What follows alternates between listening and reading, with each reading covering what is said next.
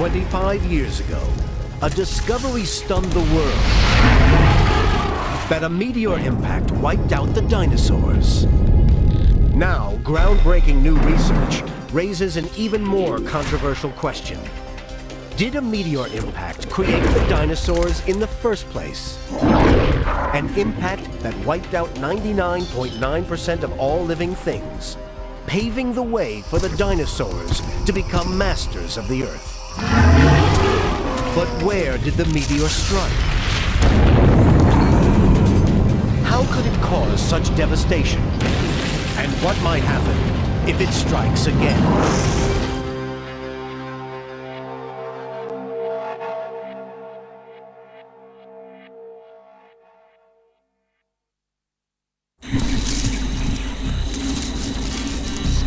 For 170 million years, one family of creatures ruled the Earth, the dinosaurs. So successful were they, that they came to dominate almost every ecological niche the world had to offer. The infamous dinosaur predator, T-Rex, weighed over 6 tons and possessed the greatest bite force of any known land-based animal. Then suddenly, 65 million years ago, T-Rex and the dinosaurs vanished from the face of the Earth. For decades, their disappearance was a mystery. Then in 1980, while examining rock strata from 65 million years ago, scientists found a thin layer of a material called iridium. Iridium is normally only found in space, so scientists turned to an extraordinary explanation for how the element came to Earth. It may have come on a gigantic meteor. They then figured out that this meteor struck our planet with a force 10 billion times more powerful than the Hiroshima atom bomb, creating a global catastrophe that killed 70% of all species, including the dinosaurs. The idea was originally met with a chorus of skepticism. Then in 1990, scientists found the 112-mile Chicxulub meteor crater off the coast of Yucatan, Mexico. It proved a meteor had indeed caused the dinosaur extinction and revolutionized the way scientists thought about the distant past. But could a meteor impact have given rise to the dinosaurs in the first place? It's a contentious new idea that's been pioneered by a research chemist named Lou Anne Becker of the University of California, Santa Barbara. Just as iridium provided the extraterrestrial fingerprint of the Chicxulub meteor that killed the dinosaurs, Becker has found something she believes provides the evidence of the meteor impact that gave rise to them.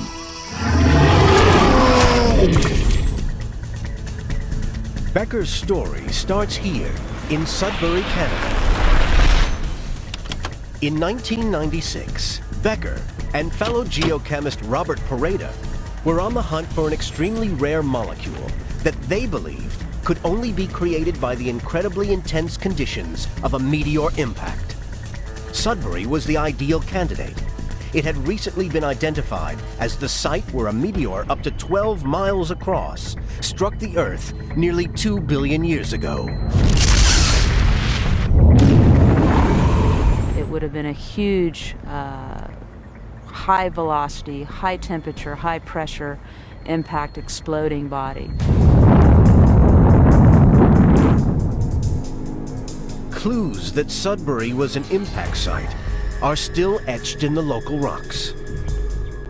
Quite literally, in all of these rocks, if you take a look around, you see these really nice shock-type features, look like little pyramids, almost little teepees, but they literally are the representation of the actual shock of the impact, the asteroid or the comet, literally hitting the Earth. Further evidence of the impact is underground. Sudbury is home to one of the deepest mines in the world. It reaches a staggering 1.5 miles beneath the Earth's surface.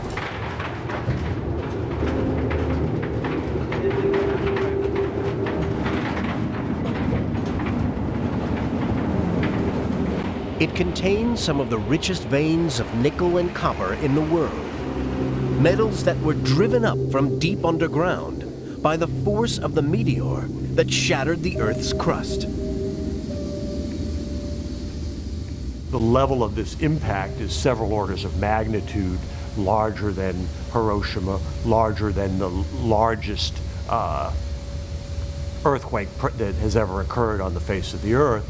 So the devastation that it would cause is tremendous compared to anything that we know of today. The incredible force of the massive impact at Sudbury was why Pareda and Becker came here, to look for a rare type of carbon molecule called a fullerene. What we really thought was happening is that fullerenes were probably forming in the really high energy, high temperature pressure impact event itself. Fullerene molecules are very unusual. They form in a cage-like structure. These cages can trap other molecules inside them. The two geochemists thought they would find air from 2 billion years ago trapped inside the fullerenes during the high-pressure, superheated split second of impact. But there was a surprise in store. When we actually went to Sudbury, we thought we were going to do something really nifty and look at 2 billion year old air on the Earth at a time when life was just getting underway. And so that would have been extraordinary in and of itself. But of course what we found was something that was really quite out of this world. And that something would prove to be the equivalent of a DNA fingerprint of any meteor impact anywhere on the planet. After gathering her first samples from Sudbury, Becker looked for fullerenes. Sure enough, as they had hoped, she found them. But their composition was unlike any fullerenes ever seen before. Becker analyzed the samples in a mass spectrometer, which identifies elements by measuring their atomic mass. Becker and Pareda had hoped to discover fullerenes containing 2 billion year old air. But something was wrong. They discovered more. Inside the fullerenes was helium, but not just any helium, a form containing 200 times more of one type of atom than normally found on Earth. And that proves something other than air must be trapped inside them. Becker and Pareda had found a type of helium that could only have come from deep space. And there was just one way it could have gotten to Earth. Once these things form, they get into objects like asteroids and comets, and they can make their way to the Earth, and that's exactly what we're finding. Only distant stars contain this kind of helium, so they could not have been created by the impact as they had thought. But they must have hitched a ride on the meteor as stardust from 2 billion years ago. Pareda and Becker thought they might have found a new way to discover and date ancient impacts. If they could find other fullerenes containing helium, they could find other impact events. To double-check their findings, they repeated the tests, this time on rock samples from the dinosaur extinction. Once again, they found fullerenes containing helium from outer space. It's a direct line of evidence, and probably the best evidence that you could ever have in terms of extraterrestrial events occurring on the Earth. Armed with this powerful new technique, they decided to examine one of science's biggest unsolved mysteries. 250 million years ago, quite suddenly and for no apparent reason, 99.9% of all life on planet Earth was wiped out, eventually giving rise to the age of the dinosaurs. Becker and Pareda wanted to know if this mass extinction event could have been the result of one giant meteor impact. Their findings have provoked huge controversy. They raise questions about how the Earth reacts to major impacts and our chances of survival should it ever happen again.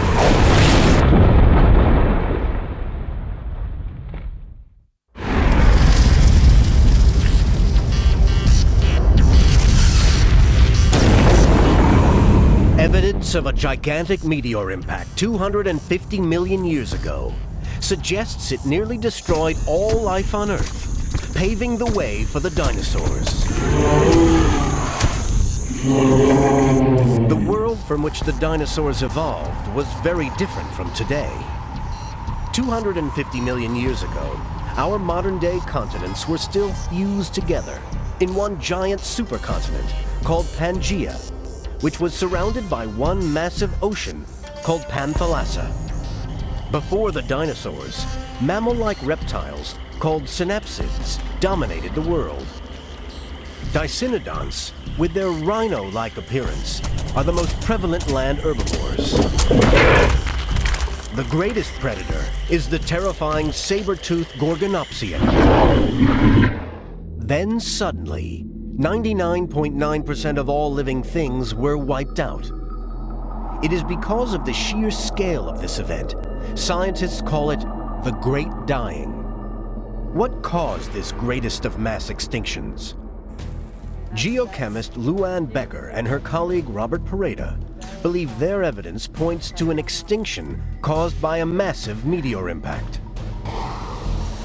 But critics argue that there is another equally valid culprit: a severe and prolonged volcanic eruption in Siberia during the same time period as the Great Dying. So could the meteor impact and this huge volcanism be linked?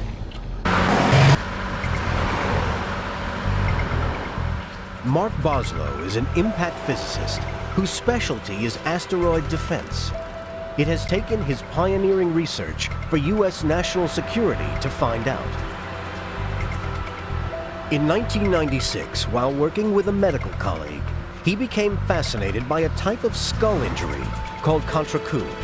Contre-coup is bruising caused to the back of the head when the front of the head impacts suddenly and hard, such as in a car accident. They call it a contre-coup injury. The coup is the initial assault and the contre-coup is the focusing in the back of the brain. And what my colleague showed is that it's actually the focusing of the acoustic wave that travels through the brain, the stress wave, and you actually get tension and shear that actually damages the brain on the opposite side. At the University of Minnesota's St. Anthony Falls Laboratory, headquarters of the National Center for Earth Surface Dynamics, the team demonstrates how a strike to the front of the head can cause damage to the back of the head using a basketball and a racquetball. The force is transferred from one side of an orb to the other. Just like in a car crash, it is this effect that sends the racquetball flying. This phenomenon is called antipodal focusing. As a physicist specializing in asteroids, Boslow was intrigued to see if the same principle applied to the Earth. So 10 years ago, he ran some basic computer simulations modeling the effects of an impact. The results were staggering and unexpected. The numbers suggested that a meteor hitting one side of the Earth would focus massive energies on the opposite side. This made him wonder if the impact force would be sufficient to create the kind of widespread volcanism that scientists had found evidence of at the time of the Great Dying. The human mind notices patterns, and when you get a major extinction and an impact and a major volcanic eruption at about the same time, it's hard to believe that they're not somehow related. Mark Boslow's work on antipodal focusing caused such a buzz in the scientific world of impacts 10 years ago that today he's been authorized by U.S. national security to repeat it using one of the most advanced computers in the world, Red Storm. Red Storm is one of the biggest supercomputers in the world. It allows us to run the highest fidelity, highest resolution models of anything that anybody can run anywhere. Red Storm computes at a speed of 41.5 teraflops, which means its 300 individual cabinets, each packed with 96 processors, can perform 41.5 trillion operations per second. And it's this level of computational power that will prove or disprove Mark Boslow's antipodal theory. Full data isn't available for all of the variables of how an impact would affect the interior of the Earth. But if Boslow is right, Red Storm's simulation will force a radical rethink of the consequences of a major collision. After the impact, the shock wave travels through the Earth at roughly 8,000 miles an hour. An hour and a half later, the seismic waves reconverge at the antipodal point with a force equal to that beneath the initial impact. Red Storm confirms Boslow's theory that the energy generated by the impact is vast enough to actually create volcanoes on the opposite side of the world. That was something we didn't have the resolution really to find out from our original model 10 years ago. So it's a much higher fidelity model, and what we suggested 10 years ago holds up. The NASA Ames facility illustrates a real-life version of Boslow's theoretical model. This experiment shows the effects of antipodal forces within a sphere, such as Earth. One of the teams suspends a sphere of glass to replicate Earth in space. They then charge a specially designed impact gun with a tiny projectile. When they fire it, something spectacular happens. The full extent of damage to the antipodal side of the sphere only becomes clear when it comes to a halt.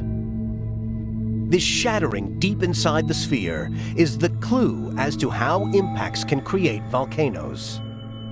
If Boslow's simulation holds true, a meteor with sufficient energy hit the Earth 250 million years ago, sending seismic forces through the planet, which reconverged at the antipodal point, creating what scientists call a hotspot, a reservoir of magma close to the planet's surface.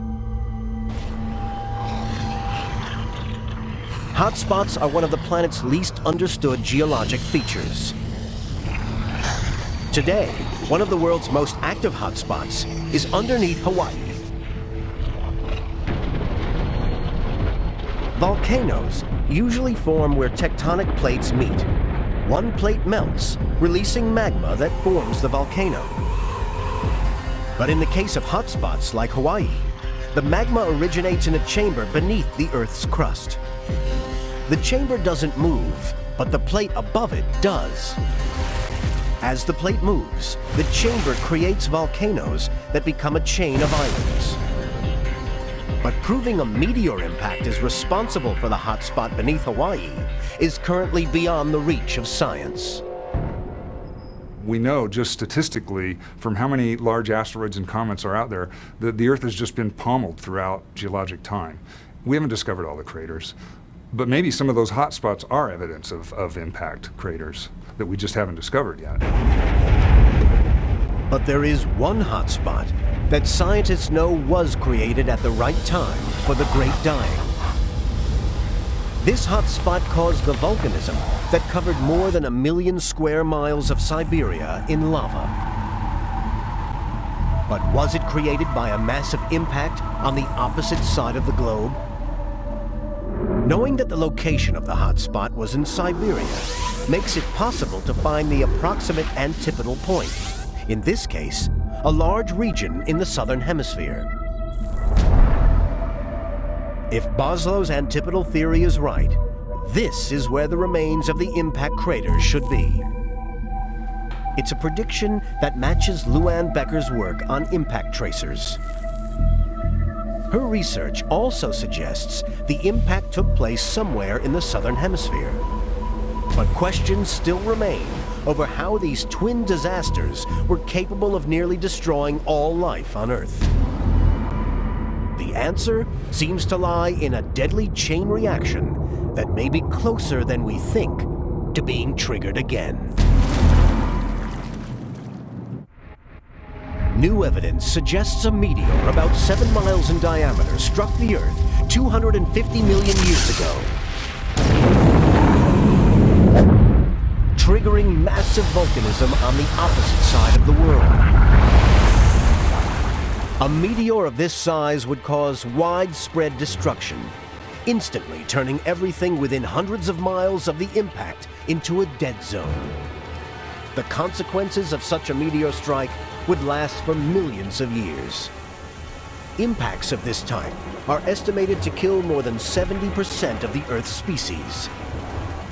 Why then, 250 million years ago, did the meteor wipe out 99.9% of all living things, almost a third more species than scientists would expect from a meteor impact of this size, and very nearly reduce the Earth to the status of a dead planet? Clearly, the meteor impact must have triggered some hidden killing mechanism to account for this gap. The clue to how the meteor created this hidden killer lies in what happened to the Earth's atmosphere as a result of the volcanism the meteor unleashed.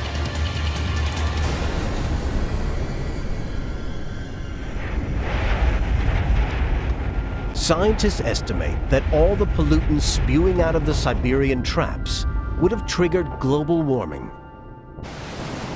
The effects would be felt profoundly in the ocean, changing its currents and chemistry and lowering the amount of oxygen in the water.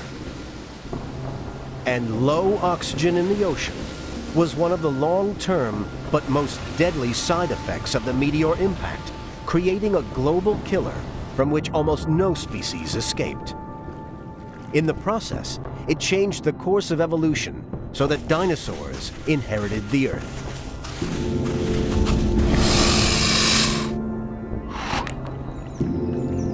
Here in the depths of picturesque Green Lake in central New York State, that killer may still be at large. The man who thinks he's found it is marine chemist Lee Kump of Penn State University. He's preparing to dive in and journey back in time to the era of the Great Dying.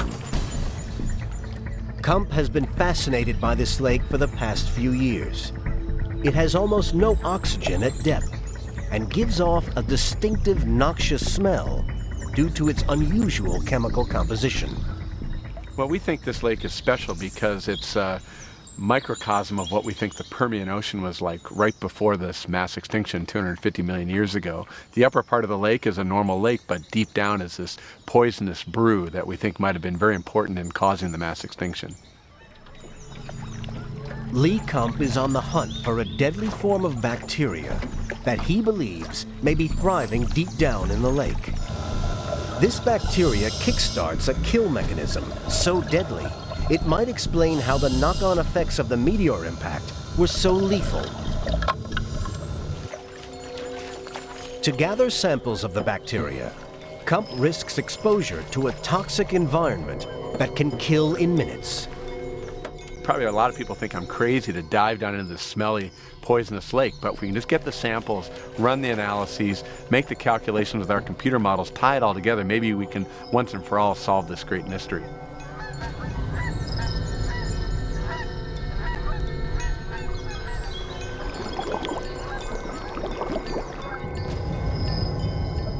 Kump descends into the waters. For the first 60 feet, it seems to be just an ordinary lake. But as he enters the oxygen-starved depths, the lake becomes a virtual dead zone. Here, Kump gathers samples of bacteria. He's trying to prove that this bacteria really does contain one of the most deadly chemicals on the planet, hydrogen sulfide.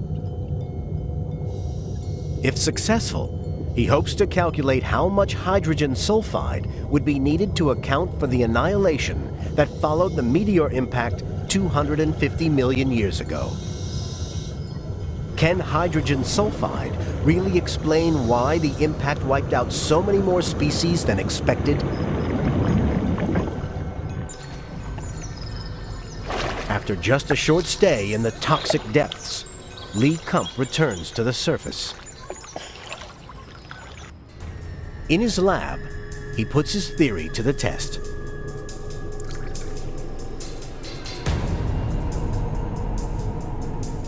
The dark green upper layer is normal oxygenated water. The lighter yellowish lower layer is oxygen poor. If Kump is right, then the bacteria that thrive in the lower layer will produce hydrogen sulfide. They will also suck oxygen from the dark green layer above, bleaching it of its color. The water turns from dark green to pale yellow.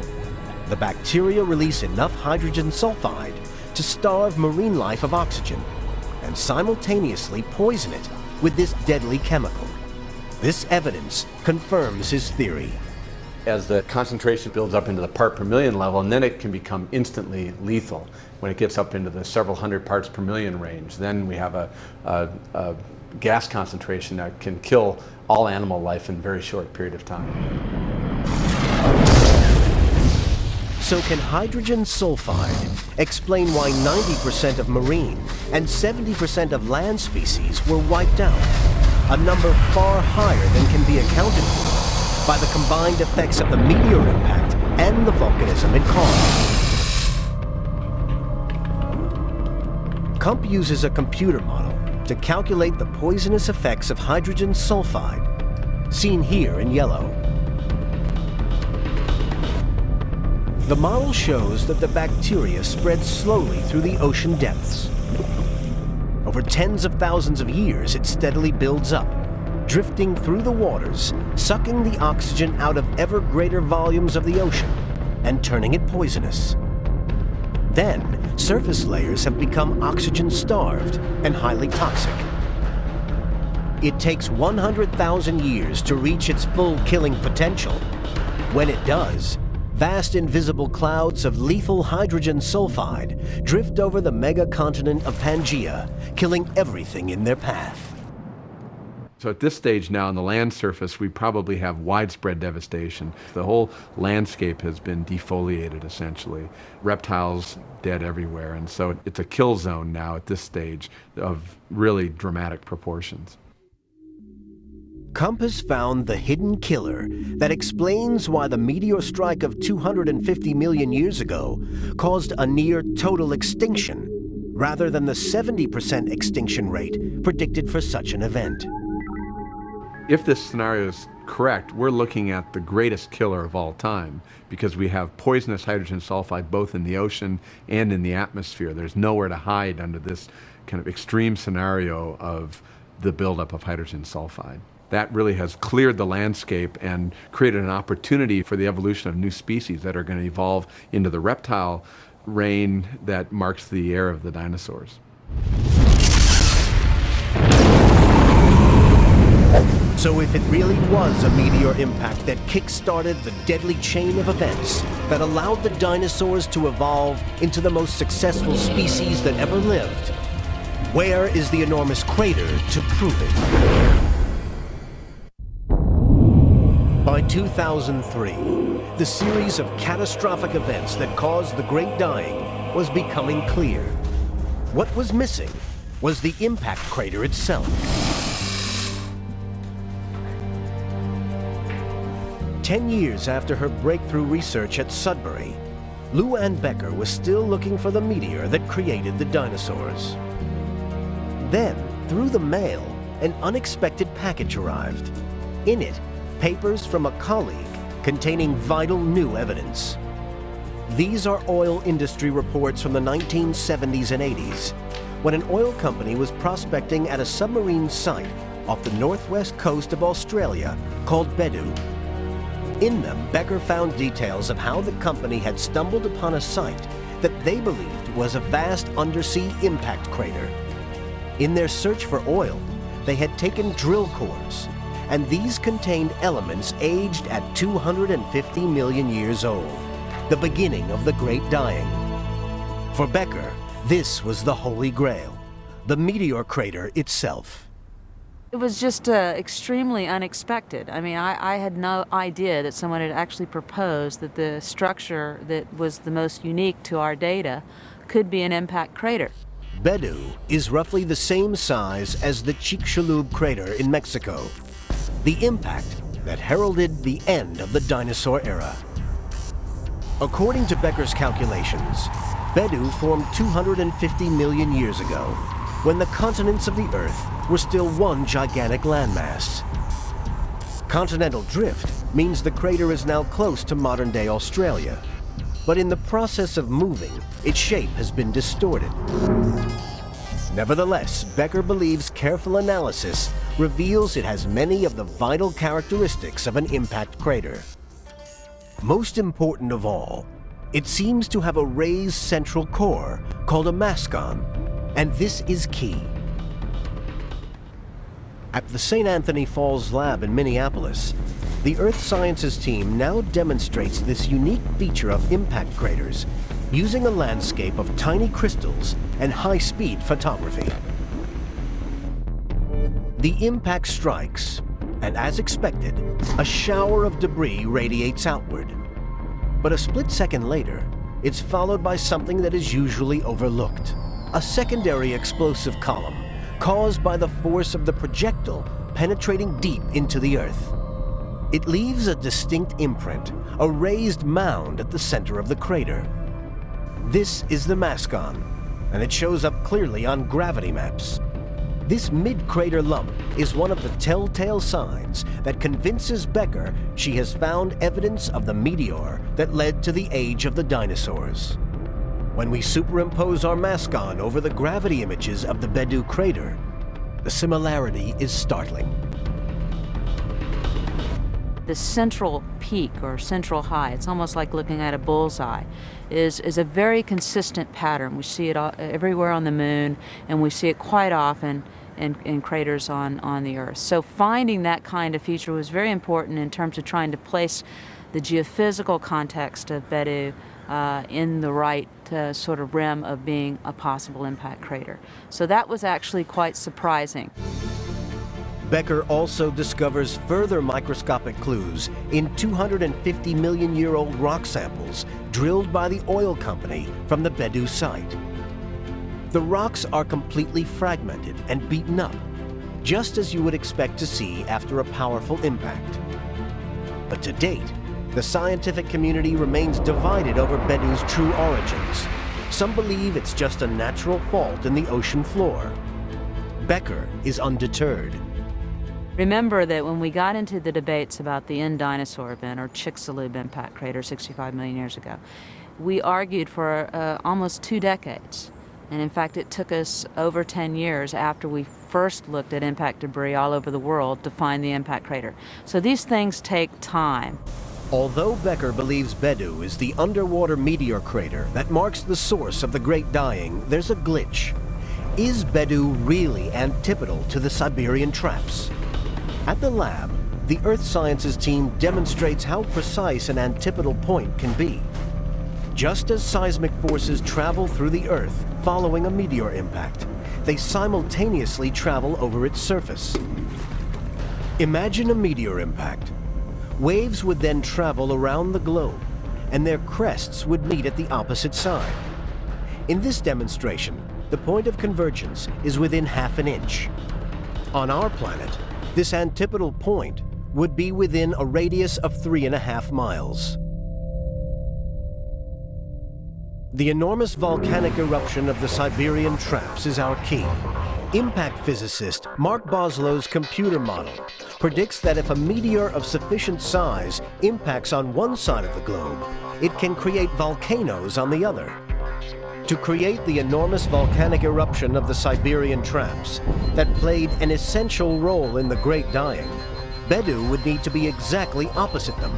But Bedu and the Siberian traps do not line up. In fact, Bedu's antipodal point is in the middle of the Atlantic Ocean, roughly 6,000 miles west of present-day Siberia.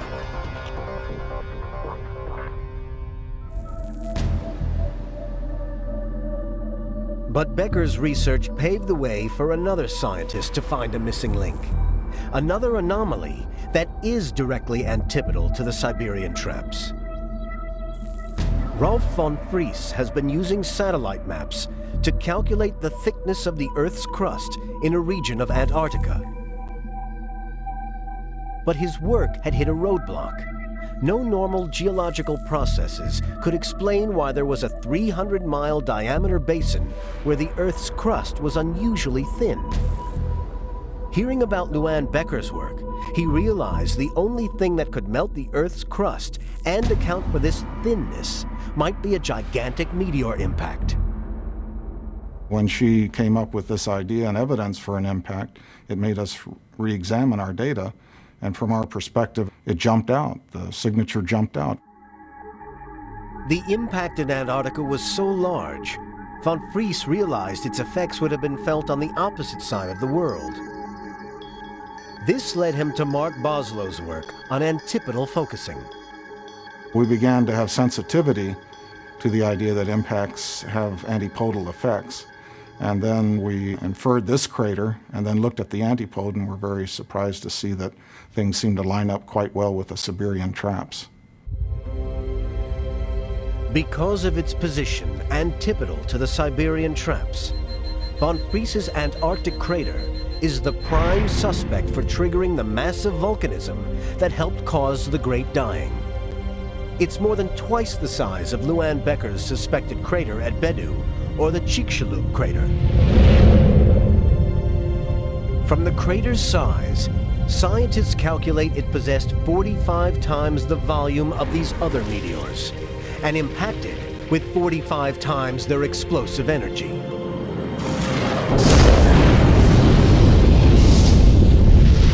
This impact dramatically affected the development of life and almost wiped life off the face of the Earth. So what little life remained was able to punch through, and the primitive reptiles were included in that and flowered into the age of the dinosaurs. Initial estimates for its age put the crater in the right age range, but extracting core samples buried under 1.5 miles of ice will not be easy. Confirmation that von Fries has found the culprit that nearly destroyed all life on Earth 250 million years ago will have to wait. It's a very harsh environment. It's a very distant environment from many urban areas, so it's hard to supply. It's a major adventure to try to get to it. Whether an impact took place in Antarctica or Bedu is currently inconclusive. But given the evidence from research into antipodal focusing, major volcanic eruptions, and the huge increase in hydrogen sulfide in the seas of 250 million years ago, we are now able to reconstruct the chain of events that may have led to the greatest mass extinction the world has ever seen. We can also predict what might happen today if a similar meteor were to strike the heart of the United States.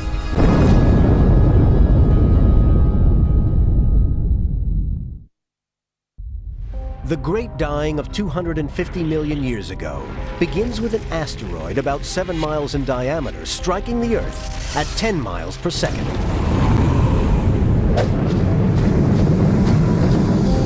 The initial devastation wipes out almost all life within thousands of miles and sets off firestorms and tsunamis all over the globe. Smoke and debris shroud the atmosphere, crippling photosynthesis indefinitely. Plant life withers and dies. Meanwhile, seismic shock waves create giant fissures at the antipodal point of the impact, forming the Siberian traps and beginning one of the largest volcanic eruptions ever known. In turn, the traps cause global warming, changing the chemistry of the seas so that deadly hydrogen sulfide-producing bacteria begin to thrive.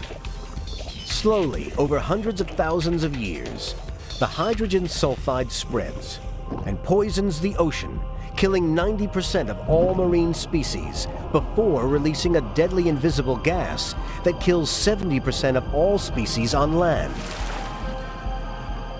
The end result leaves the world barren and toxic for at least 20 million years. 99.9% of all living things are dead. Thankfully for us, some life struggles on. Among the few survivors, are a group of creatures called the diapsids. And from these small reptiles evolves the most enduring species ever to walk the planet, the dinosaurs. In order to get evolutionary change, you have to cleanse the environment. You have to literally clear the way for the next generation of species to come along. And in the case for the Permian, well, it gave rise to the dinosaurs that reigned on the Earth for 170 million years. But if a meteor impact not only destroyed the dinosaurs, but also allowed them to evolve in the first place, what might it suggest about humanity's future? Now we can see what would happen if a meteor the size of the one Ralph von Friese thinks impacted in Antarctica hit the mainland US today. Imagine an asteroid 25 miles across, hurtling toward the Earth at 10 miles per second, targeted directly on Ralph von Friese's own lab in Ohio State University. As it hits the Earth's stratosphere, all over North America, the most astonishing light show ever seen erupts in the skies. Just over 3 seconds later, the meteor strikes. The entire city of Columbus is instantly vaporized. The meteor is so large that its far side still touches the stratosphere as its near side explodes, melting more than 20,000 cubic miles of the Earth's crust and mantle and everything on top of it in a 200-mile diameter. The state of Ohio and its 11.5 million inhabitants cease to exist in the blink of an eye. 30 seconds later, a radioactive fireball reaches Lee Kump at Penn State University, 320 miles away. In Sudbury, Canada, 462 miles away from impact, Bob Pareda may just survive the third-degree burns and radiation exposure of the fire blast, but not the 72 feet of debris that will entomb him 7 minutes later. Already, over 100 million people in the northeastern U.S. are dead. Yet this terrible apocalypse is still in its infancy. Over 1,300 miles away in New Mexico, Mark Boslow sees the fire blast as it races toward him. Even from this distance, it still has the power to scar exposed flesh and ignite trees. 7 minutes later, the most powerful earthquake in recorded history hits Albuquerque.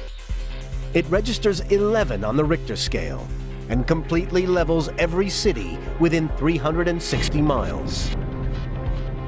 But it won't be the earthquake that levels the Santa Barbara University campus of Luann Becker. 2,000 miles away from the impact, she is shielded from the fireball by the curvature of the Earth. But with the extreme communications breakdown, it's likely that no one realizes the west coast of the US is about to be hit by an air blast. Starting at 7,500 miles an hour, the blast is still traveling at 500 miles per hour, nearly 3 times faster than the strongest hurricane winds ever recorded. And powerful enough to shatter glass and topple buildings. In the space of a few hours, the North American continent is devastated. No one can predict how many have already died or are dying. And once the seismic waves converge on the antipodal side of the Earth, an hour and a half after impact, a second devastation begins. Devastation that may last tens of thousands of years and poison the planet in a second great dying. Eventually, as much as 99.9% of the global population could die. And for all our achievements in technology, humanity's chances of survival would be low to non-existent. Fortunately for us, such an event occurs less than once every 100 million years. But if it were to happen, might we, like the dinosaurs before us, vanish forever from the face of the Earth?